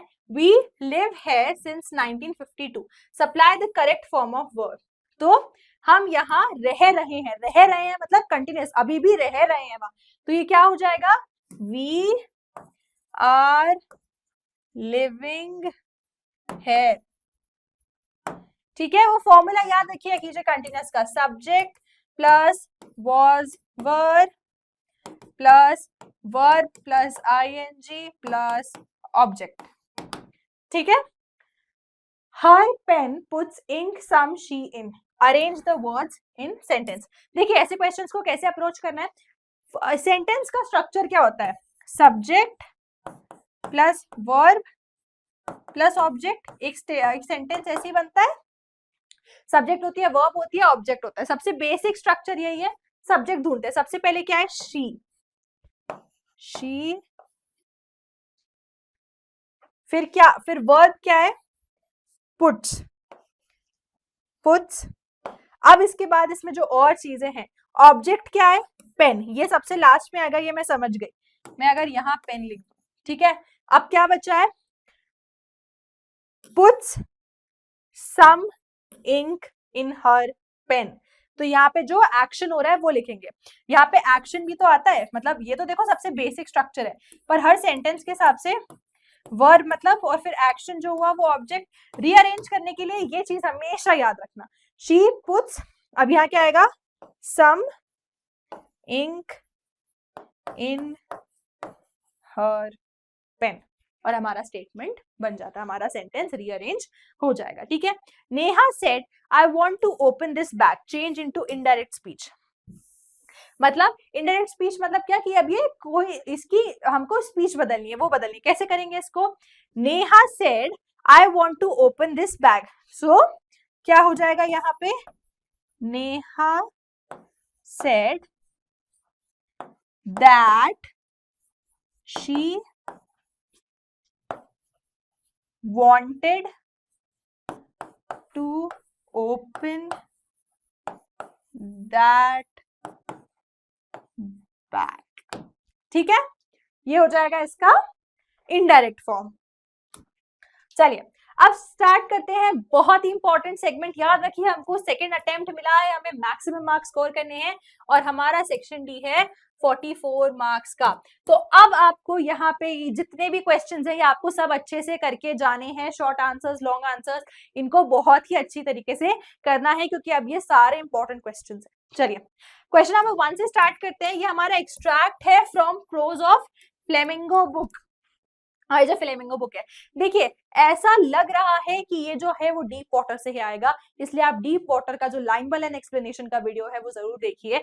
और भी चैप्टर से आ सकता है लेकिन डीप वाटर की हमें अच्छे से तैयारी करनी है। क्या है ये? I was frightened but not yet frightened out of my wits, मतलब मैं डरा हुआ था लेकिन अभी भी मुझ में मेरे कुछ सेंसेस बचे थे। विट्स मतलब सेंसेस, ठीक है।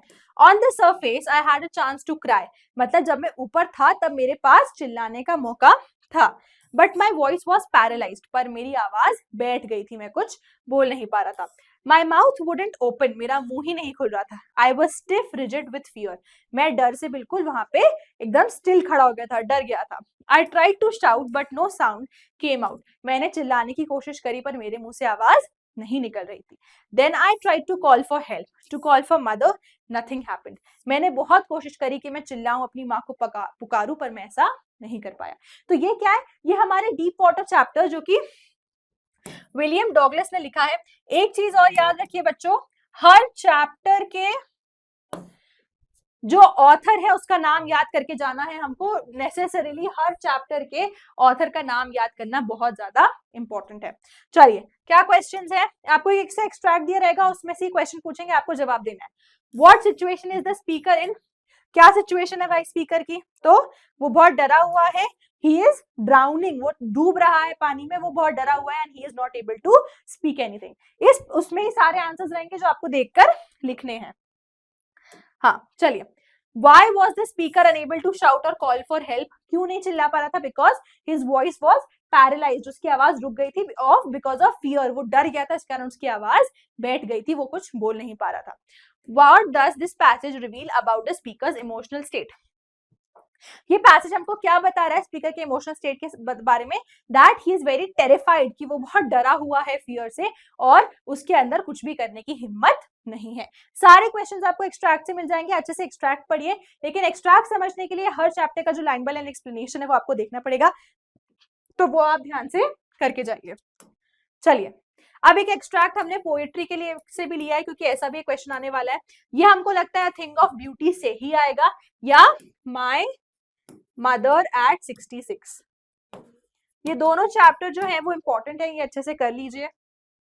A thing of beauty is a joy forever, एक सुंदरता की चीज हमेशा के लिए खुशी देती है। Its loveliness increases, it will never pass into nothingness, उसकी जो खूबसूरती है, उसकी जो अच्छाई है वो बढ़ती है, कभी खत्म नहीं होती।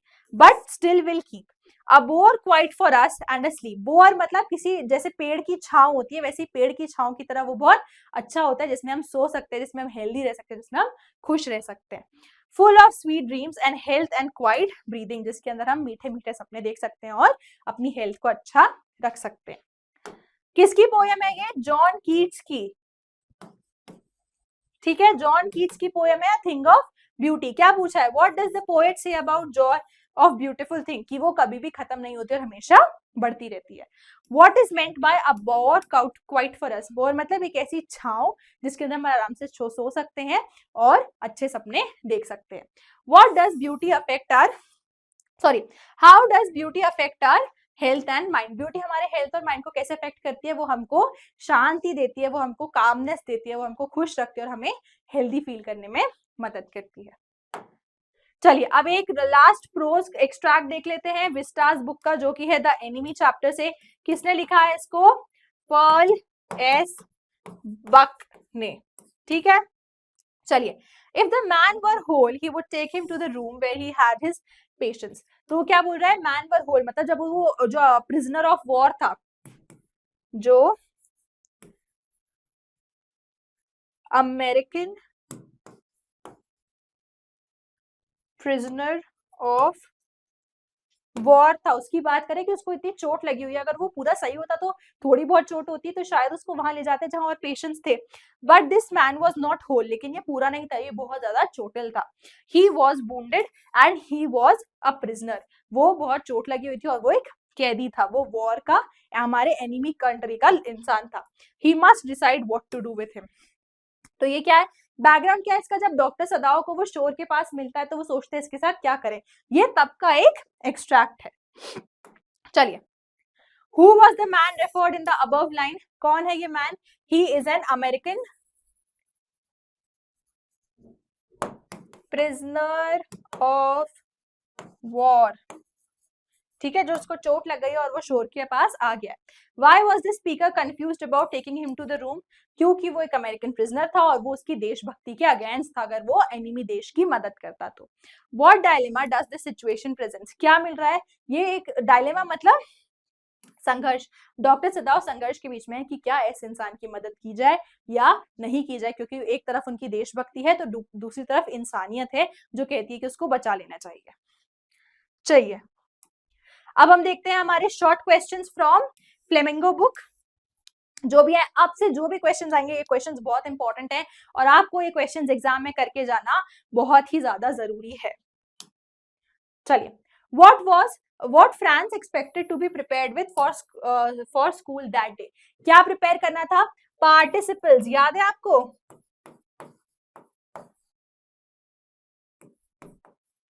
उसको उसके जो टीचर थे हैमिल सर, उन्होंने क्या बोला था, पार्टिसिपल्स का लेसन याद करके आना है। ये सब शॉर्ट आंसर्स हैं, ये आप 30 से 40 वर्ड्स के बीच में लिख सकते हैं बस, मतलब 2-3 लाइन बस, ठीक है।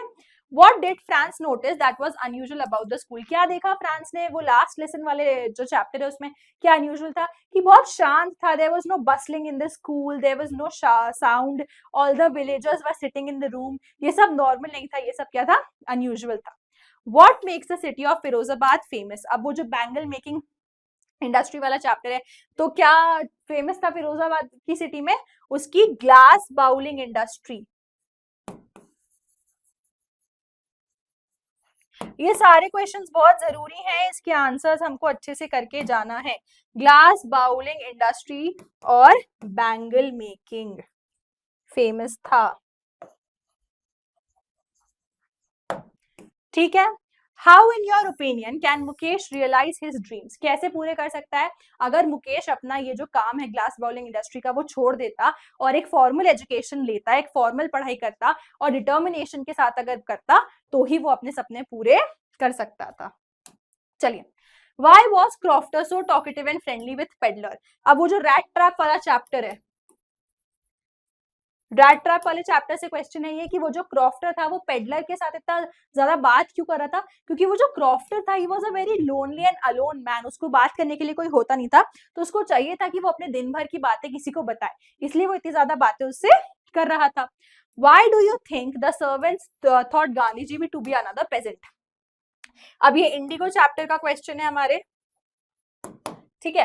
उनको गांधी जी को उन लोगों ने पेजेंट, एक गरीब किसान क्यों समझ लिया था, क्योंकि उन्होंने ऐसे कपड़े पहन रखे थे और यूजुअली उनके पास पेजेंट्स ही आते थे हमेशा अपनी तकलीफें लेके, तो उन्हें लगा कि गांधी जी भी एक पेजेंट है।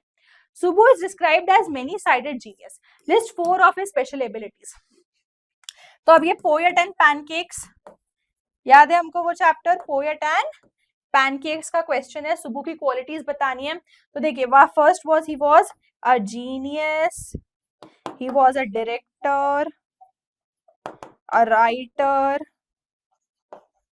and a producer। और भी बहुत सारी क्वालिटीज हैं, आप अपने हिसाब से लिख सकते हैं, मैंने जो 4 थी मेरे हिसाब से वो लिख दी। इसके आंसर्स हमने ऑलरेडी इन चैप्टर्स में डिस्कस कर चुके हैं, इसलिए ये क्वेश्चंस हमको अच्छे से करके जाने हैं। याद रखिए ये सेकंड अटेम्प्ट है और अब हम गलती नहीं कर सकते। Why didn't Sophie wanted Jancy to know about the story with Danny? अब ये कौन सा चैप्टर है, ये है हमारा गोइंग प्लेसेस, ठीक है। सोफी क्यों नहीं चाहती थी कि जैंसी को डैनी वाली स्टोरी पता चले, क्योंकि सोफी को पता था कि ये सब एक इमेजिनरी स्टोरी है और अगर जैंसी को पता चला तो वो सबको सच बता देगी और उसका मजाक बनाएगी, उसको मॉक करेगी, इसलिए वो नहीं चाहती थी। चलिए, लॉन्ग आंसर्स पे आते हैं, इनको आपको थोड़ा बड़ा 50 से 60 वर्ड्स के बीच में लिखना है, मतलब 4 to 5 लाइन्स। चलिए, What could be some of the reasons of migration of people from villages to larger cities? अब ये the road side stand का question है, जो कि किसने लिखी है? Robert Frost. क्यों चाहते थे लोग सिटीज को जाना? ताकि वो एम्प्लॉयमेंट जनरेट कर सके, ताकि उन्हें अच्छी अपॉर्चुनिटी मिले और उनके पास भी कैश फ्लो आए, वो भी कुछ पैसा कमा सके। Why should child labour be eliminated and how? अब ये कौन से चैप्टर से क्वेश्चन है? चाइल्ड लेबर, ये क्वेश्चन है हमारे पास जिटकला साहसी, या ये एक नॉर्मल क्वेश्चन है जिसको जो हमें उस चैप्टर से आया है, और ये पूछ रहा है कि चाइल्ड लेबर क्यों हटना चाहिए? क्योंकि चाइल्ड लेबर हटेगा तभी बच्चों का अच्छे से वो हो सकता है। ये वो ग्लास बैंगल मेकिंग वाले चैप्टर का क्वेश्चन है, फिरोजाबाद वाले, और ये जिटकला शाह वाले चैप्टर से भी रिलेट करता है। ऐसे क्वेश्चन भी हमको देखने को मिल सकते हैं। तो क्या बोल रहे हैं ये कि चाइल्ड लेबर क्यों एलिमिनेट होना चाहिए? एलिमिनेट मतलब शुड बी abolished, ended। क्यों होना चाहिए? ताकि आगे बच्चों को अच्छी अपॉर्चुनिटी मिल पाए, वो पढ़ पाए और वो भी कुछ अच्छा अपने जीवन में कुछ कर पाए। चलिए, how did Douglas overcome his fear of water? Douglas ने कैसे ओवरकम किया? देखिए, उसने एक प्रैक्टिशनर हायर किया था जिसने उसको पहले किकिंग सिखाई वाटर में, ब्रीदिंग सिखाई, और फिर उसको बहुत एनकरेज करा, और फिर अपने करेज और डिटर्मिनेशन के साथ वो अपना पानी का जो फियर था वो पूरा ओवरकम कर पाया था। ठीक है, ये क्वेश्चन है हमारा डीप वाटर्स से। चलिए, how did the instructor build a swimming out of Douglas, swimmer out of Douglas? ये भी हमारा डीप वाटर का क्वेश्चन है। तो उसने हमारे चैप्टर में पूरा जो डिस्क्रिमिनेशन दिया हुआ है कि उसने उसको कैसे स्विमिंग सिखाई, आपको इस आंसर में वो पूरी चीज लिखनी पड़ेगी। चलिए, अब आते हैं, what made the peddler finally change his view? क्या ये है हमारा द रैट ट्रैप चैप्टर का क्वेश्चन। ठीक है, कैसे बदला था वो? एडला ने जो उसकी तरफ कंपैशन दिखाया था, जो लव और ह्यूमैनिटी दिखाई थी, उसके कारण पेडलर बदल गया। पर आपको पूरा इसमें लिखना पड़ेगा कि क्या ऐसा हुआ कि पेडलर बदला, एडला के घर गया, एडला ने उसको कैसे ट्रीट किया, क्रिसमस पे क्या किया, वो सब आपको इस आंसर में याद रखिए। ये लॉन्ग आंसर है, इसमें थोड़ा सा हमको एक्स्ट्रा लिखना पड़ता है। How do we know that ordinary people too contributed to the freedom of movement? ये हमारा इंडिगो चैप्टर का क्वेश्चन है। क्या पूछ रहे हैं कि नॉर्मल लोगों ने कैसे? तुझे याद है कि जब गांधी जी आए थे तो सब लोग वहां पे खड़े थे, और वो सारे पीजेंट्स भले ही गरीब थे फिर भी उन्होंने गांधी जी की बहुत ज्यादा हेल्प करी थी। तो हमें वो पूरी चीज इस क्वेश्चन में लिखनी पड़ेगी। सेवेंथ क्या है? How does Eco find time to write so much? ये क्या है हमारा द इंटरव्यू चैप्टर का क्वेश्चन है। कैसे टाइम मिलता है उनको लिखने का? तो याद उन्होंने बोला था कि हर जगह छोटे छोटे गैप्स होते हैं, छोटी छोटी स्पेसेस होती हैं, तो वो जो स्मॉल गैप्स थे उसको यूज करते थे अपना टाइम, अपनी इतनी सारी चीजें करने के लिए।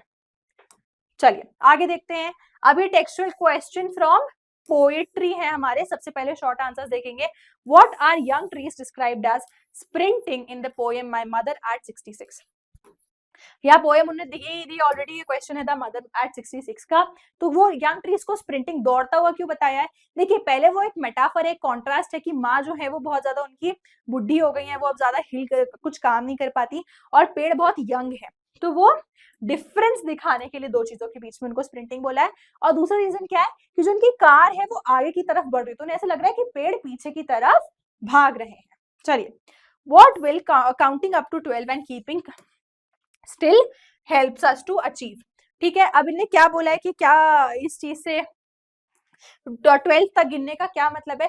तो याद है वो पोएम में 12 तक मतलब है, जैसे देखिए एक दिन में होते हैं हमारे पास, एक घड़ी में 12 तक नंबर होते हैं, मतलब एक दिन में होते हैं एक क्लॉक जो है वो 12 तक जाती है, मतलब 12 तक उसमें नंबर्स होते हैं। तो मतलब हम पूरा एक घंटे के लिए, या एक साल में 12 महीने होते हैं, तो वो पूरा 12 महीने के लिए हम जरा शांत रहे। शांत रहने का मतलब है कीपिंग क्वाइट, मतलब हम ये लड़ाई झगड़े वॉयलेंस से दूर रहें और अच्छी चीजें करें।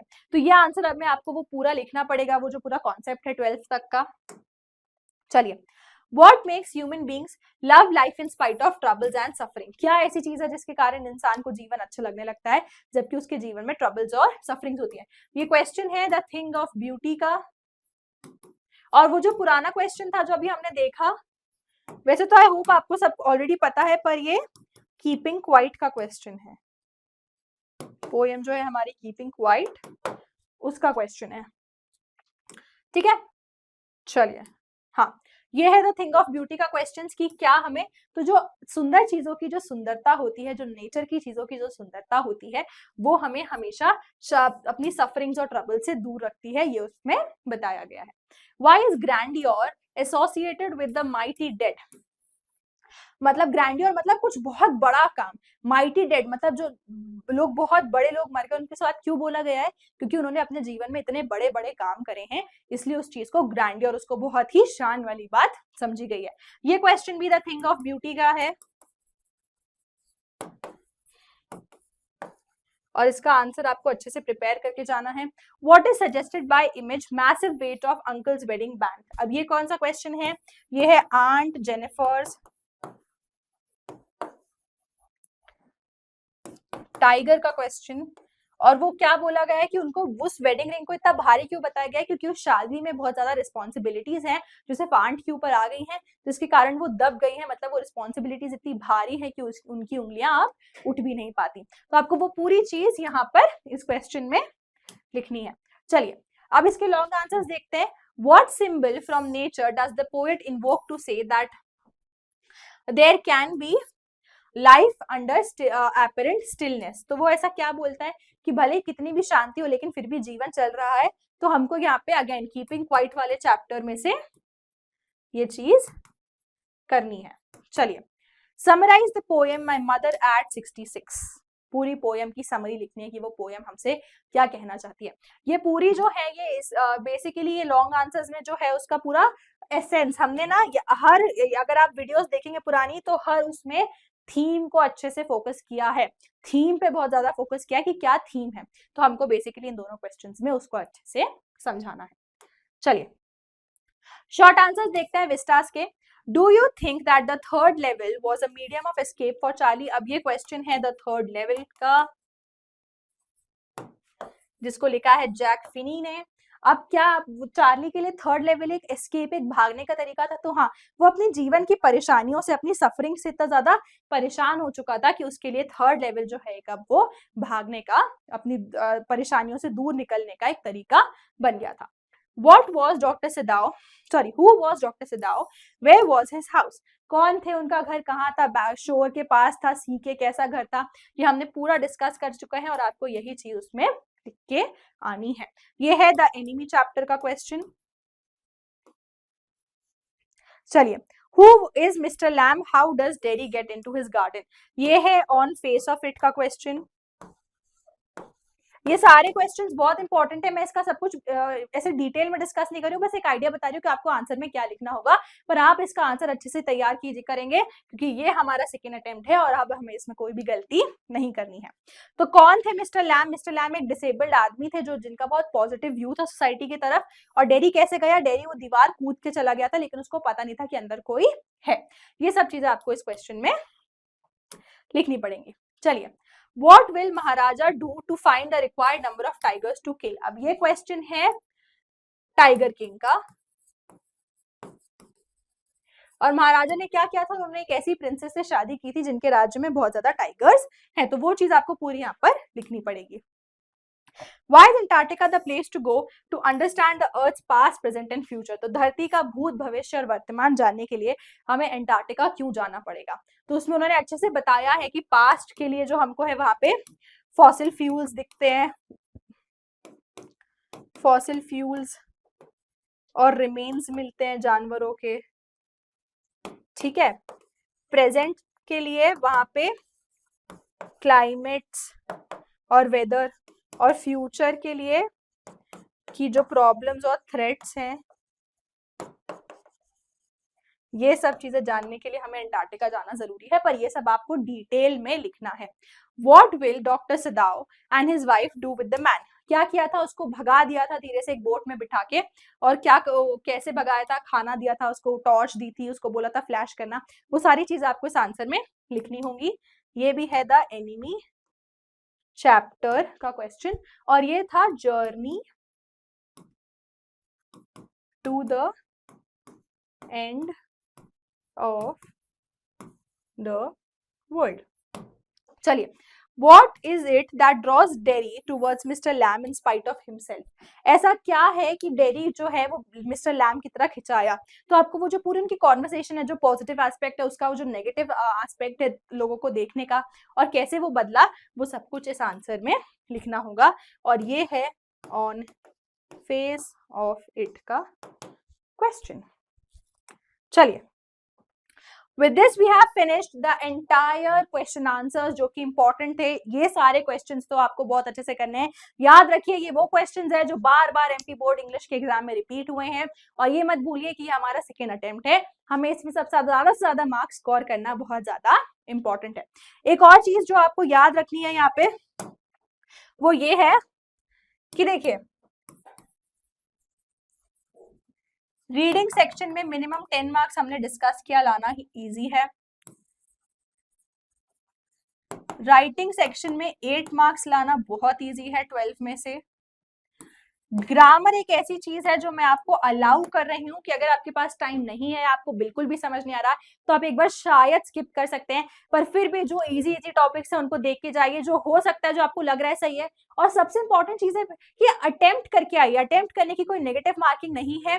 जो fill in the blanks questions है, ऐसे क्वेश्चंस इनमें आंसर लिखिए, हो सकता है आपका आंसर सही हो जाए और हो सकता है आप जो सोच रहे हैं वो सही है, उसका आपको मार्क्स मिल जाए। इसलिए ग्रामर में भी मिनिमम 4 मार्क्स तो आपको स्कोर आप कर ही सकते हैं 10 में से, ये बहुत मिनिमम है। और फिर इसके बाद लास्ट आता है हमारा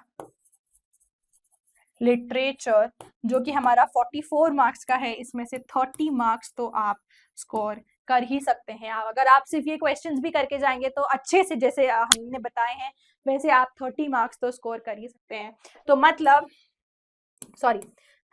तो आप इसमें 30 मार्क्स तो स्कोर कर ही सकते हैं, जिसका मतलब है कि आप इस पेपर में टोटल 52 मार्क्स 80 में से 80 में से 52 मार्क्स लाना तो बहुत ही इजी है, और इतने तो सबके मार्क्स आने ही चाहिए। 52 मार्क्स की तैयारी हमने इस वीडियो में अकेले ही कर ली है कि हम 52 मार्क्स कैसे लाएं।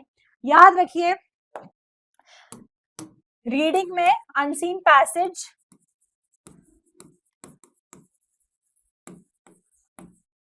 प्लस नोट्स, बहुत इजी पार्ट है ये। 15 to 20 मिनट्स में आपका पूरा ये हो जाना चाहिए।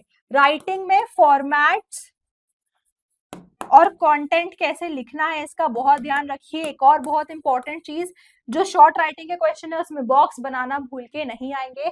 फॉर्मेट्स पे अच्छे से ध्यान दीजिए, कंटेंट पे अच्छे से ध्यान दीजिए, तो आपका वो भी हो जाएगा। फिर आते हैं ग्रामर में। ग्रामर में जो टॉपिक्स इंपॉर्टेंट लिखे हुए हैं वो स्टार्टिंग वाली स्लाइड में, उनको अच्छे से प्रिपेयर कीजिए, उनको अच्छे से ध्यान दीजिए। और अगर आपको नहीं भी वो आ रहा है तो एग्जाम में जो फिल इन द ब्लैंक्स और ऐसे क्वेश्चंस हैं, इनको हमें अटेम्प्ट करके आना है। हम इसे नहीं छोड़ेंगे ताकि हम मैक्सिमम मार्क्स स्कोर कर पाए। फिर है लिटरेचर। लिटरेचर में जो क्वेश्चंस टॉट टुडे, हमने अभी ये जो क्वेश्चंस डिस्कस करे हैं इस पीपीटी में, ये सारे क्वेश्चंस प्लस जो इंपॉर्टेंट क्वेश्चंस पर चैप्टर पढ़ते टाइम भी मैं बता रही थी वो वाले क्वेश्चंस, हर चैप्टर की थीम्स और उसकी समरी तो एटलीस्ट अच्छे से पढ़ ही लेंगे ताकि कोई क्वेश्चन आए तो हम जवाब दे पाए। और ये जो क्वेश्चंस आज डिस्कस करे हैं ये तो बहुत इंपॉर्टेंट क्वेश्चंस हैं, दीज आर इम्पॉर्टेंट, आपको ये क्वेश्चंस करने ही करने हैं। ताकि याद रखिए 52 मार्क्स 80 में से लाना बहुत इजी है इंग्लिश में, इतना तो हम कर ही सकते हैं। ये हमारे पास सेकंड चांस है, हमें अच्छे से करना है। ये सारी इंपॉर्टेंट चीजें हैं जिसपे हमको ध्यान देना है। उसके बाद ओवरऑल एक और चीज है कि इसमें आपको 15 से 20 मिनट्स से ज्यादा नहीं लगना चाहिए। जो सेक्शन बी है इसमें आपको 30 मिनट्स से ज्यादा नहीं लगना चाहिए।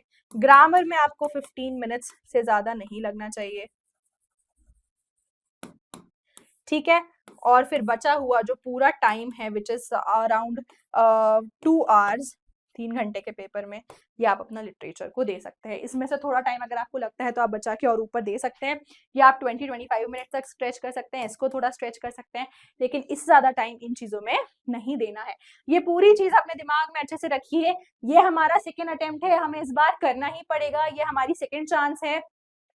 और जैसे कि हमने लेक्चर स्टार्ट किया था हैरिसन फोर्ड के कोट के साथ कि the every bigger chance in life is more और लेस अ सेकंड चांस। तो ये भी हमारी एक बहुत बड़ी अपॉर्चुनिटी है, इसको अच्छे से करिए, ये चीज दिमाग में रखिए, जो क्वेश्चन आंसर है लिटरेचर के वो अच्छे से याद करिए। That's it for today, thank you very much.